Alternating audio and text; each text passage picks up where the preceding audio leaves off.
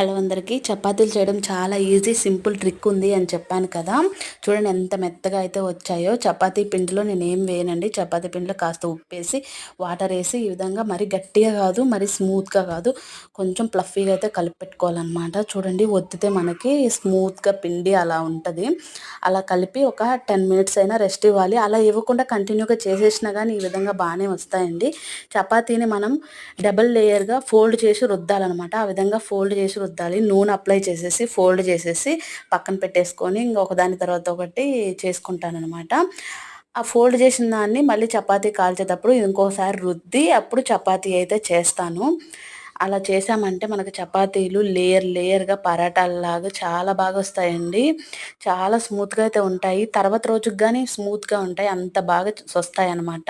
నార్మల్గా కానీ చేసామంటే ఎంత బాగా చేసినా రావు. నూనె కానీ చాలా తక్కువే వేస్తాను నేను, ఎక్కువగానే వేయలేదు. మీరు గమనించారంటే. వీడియో కనుక నచ్చినట్లయితే లైక్